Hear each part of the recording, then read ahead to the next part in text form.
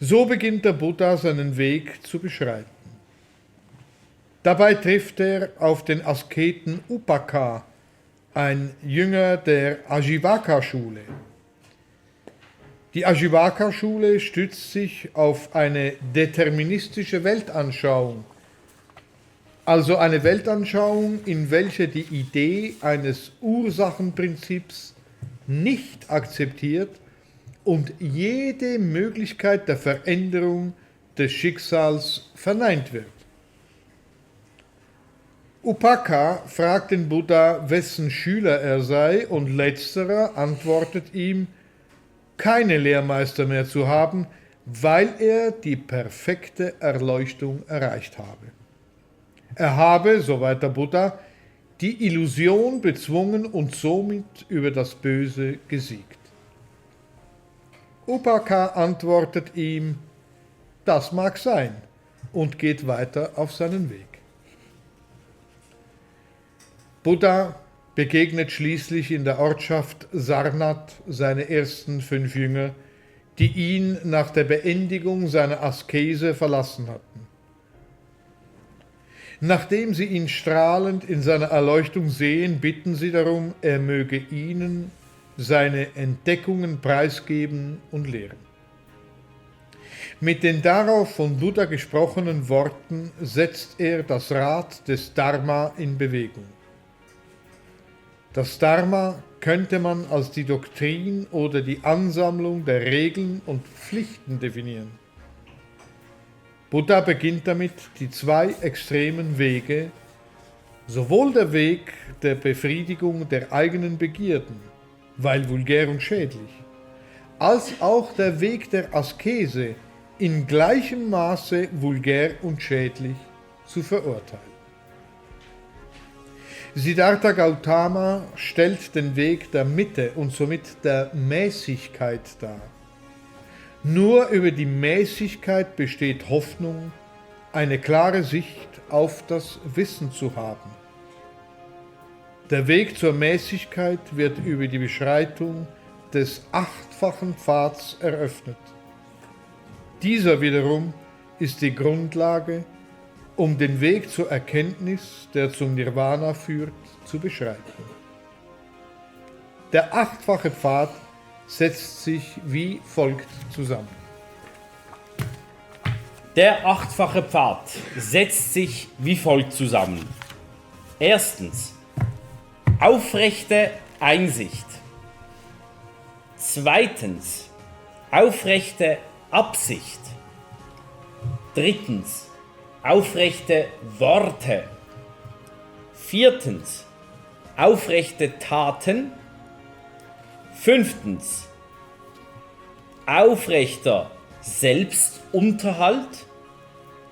Sechstens, aufrechte Mühe. Siebtens, aufrechte geistige Anwesenheit. Und achtens, aufrechte Konzentration. Buddha sagt aus, dass der 8-fache Pfad, der an das andere Ufer des Samsara führt, seinen Ursprung in den 4 edlen Wahrheiten begründet.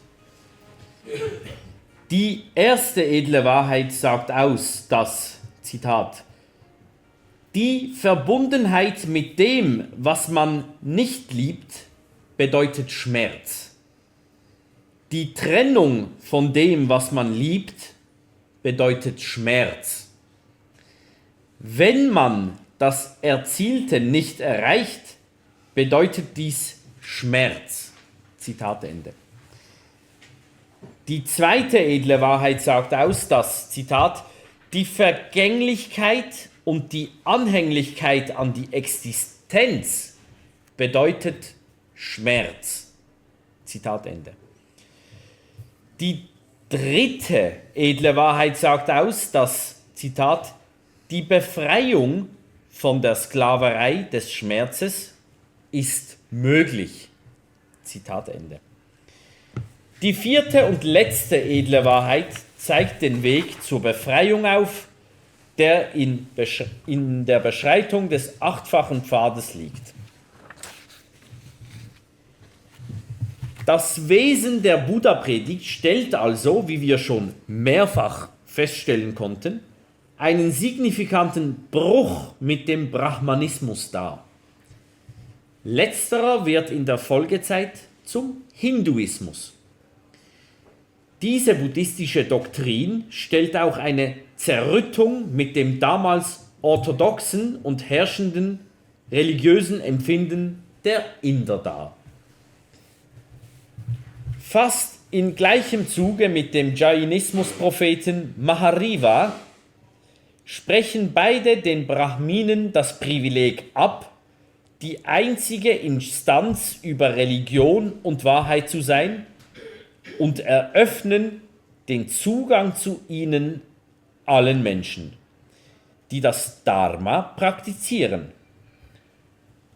Mahariva und Buddha ziehen somit einen Schlussstrich unter den Klerus des Brahmanismus und späteren Hinduismus und legen einen grundsätzlichen, weltanschaulichen Keil zwischen die indische Gesellschaft ihrer Zeit und die nachfolgenden Generationen.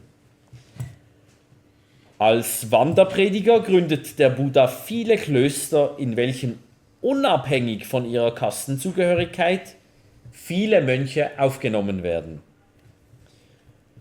Und in dieser Zeit postulierte Buddha auch sein erstes Sutra, was einem Sinnesspruch gleicht, in welchem mehrere philosophische Grundgedanken synthetisiert sind, nämlich über das Feuer. Er sagt, Zitat, Mönche, alles ist Feuer, Zitat Ende, und weist unter anderem darauf hin, dass es das Feuer des Schmerzes gibt, das seinen Ursprung in den 3 Giften findet. Die 3 Gifte sind Gier, Hass und Illusion. Nur mit der Befreiung von diesen Giften würden seine Jünger erlöst werden und hätten somit den Tod besiegt.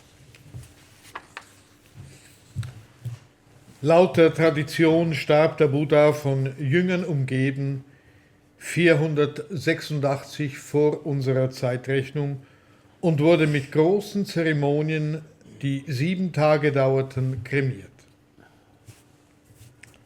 Nach dem Tod von Gautama Buddha verbreitete sich der Buddhismus allmählich auf dem indischen Subkontinent und darüber hinaus durch Missionare, Händler, Mönche und Herrscher.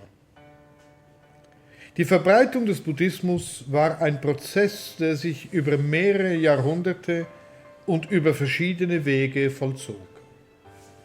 Seine Bhikkhu, sprich Schüler, zerstreuten sich in verschiedene Richtungen, um seine Lehren zu verbreiten.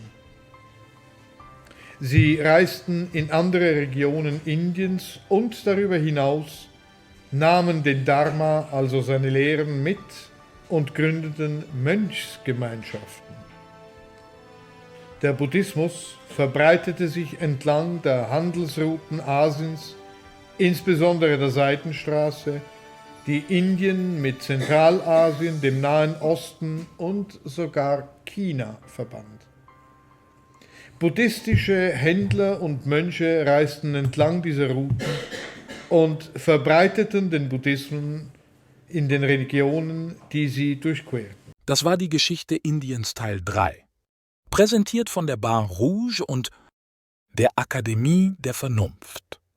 Bis zum nächsten Mal auf diesem Kanal.